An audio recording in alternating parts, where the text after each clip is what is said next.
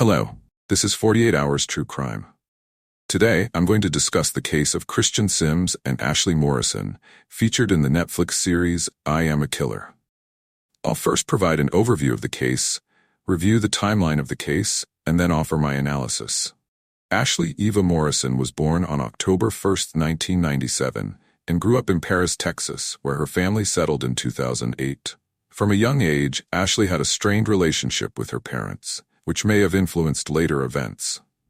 She played the clarinet in school, where she met Christian Vernon Sims, a younger student who was also in the band. Christian was known to be withdrawn and aloof. Normally, a shared interest in music wouldn't be considered a problem, but Christian was not a typical clarinetist. Christian's early years were traumatic. He lived with his mother, Lisa Hurst, and her boyfriend, Anthony Trent Barber, until an incident in 2006. At the age of 8, he was found unconscious and on the verge of death. Hospital tests revealed drugs in his system and signs of abuse, leading to Anthony being convicted and sentenced to 20 years in prison.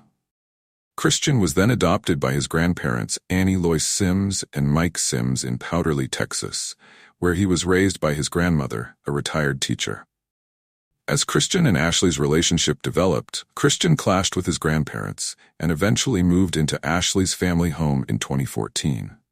According to Ashley, Christian's erratic temperament made him intimidating, but the two planned to run away together.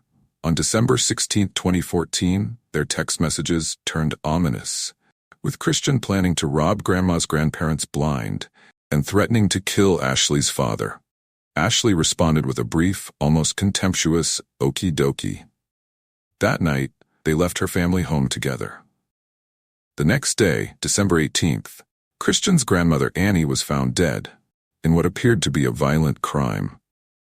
Christian and Ashley were nowhere to be found, but investigators tracked them to a Walmart in McAlester, Oklahoma, where surveillance footage captured them using Annie's stolen credit cards and driving her 2012 Toyota Highlander. They were eventually arrested at a Motel 6 in Sapulpa, Oklahoma, where they had a handgun, knives, and other incriminating items. Christian took full responsibility for the crime, claiming Ashley had nothing to do with it. In his confession, Christian claimed that he had left Ashley waiting at his aunt's house while he committed the murder. Ashley initially denied knowing anything about the crime, but later changed her story, admitting that she had helped load the gun. Christian later pleaded guilty to the murder and received a 35-year sentence. Ashley, charged under Texas' broad law of parties doctrine, was convicted at trial, with her appeal ultimately resulting in a 30-year sentence.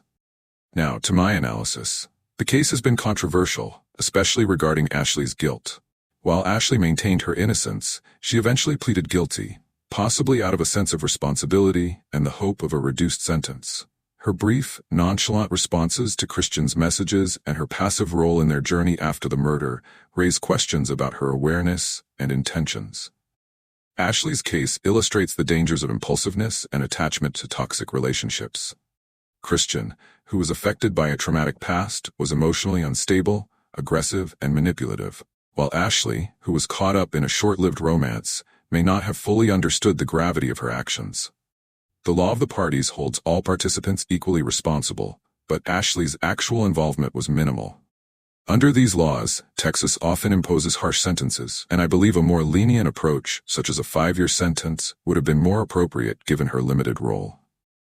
In conclusion, this case highlights how impulsiveness, combined with emotional instability, can drive reckless decisions, especially in unhealthy relationships.